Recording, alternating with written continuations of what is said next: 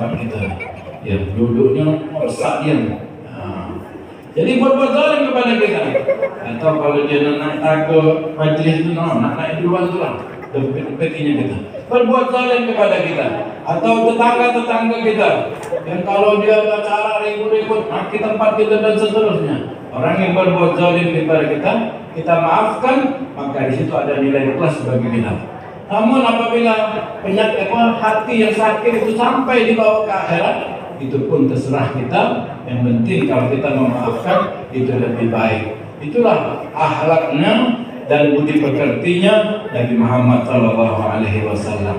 Ya, Nabi yang menjadi contoh dari awal beliau dilahirkan sampai hari kiamat. Contohnya adalah akhlak dan budi pekerti Nabi Muhammad SAW. Suatu saat seorang sahabat beliau setelah Fathul Makkah, penguasaan kota Mekah kembali, dulunya kan Nabi Muhammad dan kaum muslimin terintimidasi di kota Mekah, terusir dari kota Mekah. Kira-kira kalau kita orang penduduk Rempang diusir dari kota kita, gimana rasanya? Sedih, susah. Kenapa negeri kita sendiri, kota Rempang, diusir dari tempatnya? Kalau kita penghuni Pulau Komodo, diusir dari pulau kita, sedih kita. Dan itulah yang dirasakan oleh Nabi Muhammad SAW beserta kaum muslim lainnya, mukmin lainnya, diusir dari kota Mekah. Kalau mereka tidak mau lari, tidak mau pergi dari kota Mekah, mereka akan terus intimidasi, terus dizalimi. Bu, halo, alhamdulillah masih ada. Itu kalau begitu, iya. Apa masih teringat kue lapisnya? Jadi setelah kaum muslim dan Nabi Muhammad SAW kembali dapat menguasai kota Mekah, kota Mekah, di situ Nabi dilahirkan, di situ ayah dan bunda Nabi dan seterusnya, keluarga Nabi, keluarga besar ayah, keluarga besar ibu Nabi, itu mereka ada di kota Mekah, dan Nabi kembali dapat menguasai kota Mekah. Itu ada seorang yang bernama Utsman bin Talha. Utsman bin Talha ini dari dulu beliau dan dari keluarga kakek-kakek beliau itu ditugaskan untuk memegang kunci Ka'bah. Jadi dari dulu sampai sekarang yang megang kunci Ka'bah itu keluarga daripada Utsman bin Talha. Jadi keturunan dari ayah mereka memegang kunci Ka'bah. Dan ada lagi yang memegang, yang bukan bagian mengganti pakaian Ka'bah, pakaian atau tirai Ka'bah. Itu keluarga yang lain lagi. Jadi dan sampai sekarang itu tetap daripada keluarganya. Ini sahabat Utsman bin Talha, ini beliau yang memegang kunci Ka'bah. Dan tatkala Nabi dan sahabat kembali menguasai kota Mekah dan mendapat menguasai Ka'bah secara khususnya, maka Nabi Muhammad SAW pengen masuk Ka'bah, pengen dekat dengan Ka'bah. Beliau minta pinjam kunci Ka'bah. Akhirnya dikarenakan beliau adalah Nabi penduduk asli penduduk Mekah, dan beliau adalah termasuk pemimpin Quraisy dari keturunan ayah dan kakeknya, maka dipinjamkan kunci Ka'bah tersebut.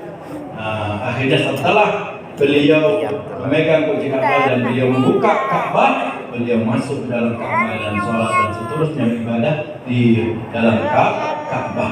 Kemudian setelah itu, kalau kita bagaimana? Sudah jadi gubernur Sumatera Selatan, dia boleh nak mintanya kunci Ka'bah saja, atau minta duplikatnya, aku ini gubernur.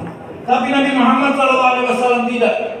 Nabi walaupun beliau sebagai pemimpin pada saat itu, orang yang paling dimuliakan, orang yang nomor satu saat itu di kota Makkah, beliau tidak mau mengambilnya. Beliau tatkala beliau memegang kunci Ka'bah tersebut, mendapatkan wahyu dari Allah Subhanahu wa taala. Allah Subhanahu wa taala memerintahkan, ya ayyuhalladzina amanu, wahai orang-orang yang beriman, antu'addul amanati ila ahliha. Hendaklah kalian melaksanakan amanah-amanah, kembalikan kepada orang-orang yang berhak di dalamnya. Akhirnya Nabi Muhammad dapatkan wahyu dari Allah, dan saat itu paman Nabi Sayyidina Abbas pun datang dan mengatakan bahwasanya, apakah kunci Ka'bah masih ada bersamamu? Maka Rasulullah SAW mengatakan, iya, saya akan kembalikan, dan ini adalah perintah Allah Subhanahu Wa Taala. Tatkala beliau datang kepada sahabat yang bernama Utsman, sahabat yang bernama Utsman bin Talha, yang beliau yang memegang asalnya kunci Ka'bah, dan beliau katakan, ini saya mendapatkan perintah dari Tuhanku untuk mengembalikan kunci ini. Beliau dengan terkejutnya bahwasanya dia kira tak mungkin yang memimpin pada saya itu mengembalikan kunci lagi. Tapi karena perintah Allah, beliau pun saat itu masih belum beriman kepada Nabi Muhammad SAW. Beliau terkagum-kagum dengan akhlaknya Nabi Muhammad SAW. Dia mengatakan, saya belum pernah mendapatkan akhlak yang mulia.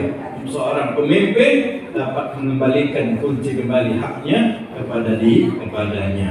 Akhirnya dia langsung bersyahadat, asyhadu an la ilaha illallah wa anna Muhammadar Rasulullah. Itulah akhlak yang mulia yang diajarkan, yang ditontonkan oleh Nabi kita Muhammad SAW, yang sampai akhir nanti, hari akhir nanti, di penghujung dunia ini terus akan selalu dicontoh. Nah, salah satu contohnya, beliau adalah orang yang tidak pernah berbuat memiliki sifat yang dendam.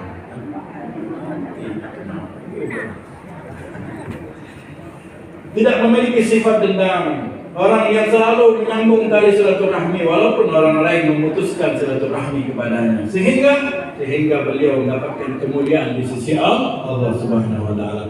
Jadi orang yang suka menyambung tali silaturahmi adalah orang-orang yang akan memiliki kemuliaan di dunia sampai akhirat. Orang-orang yang akan memiliki derajat di sisi Allah Subhanahu Wa Taala. Jadi penting silaturahmi itu harus disambung. Jangan sampai kita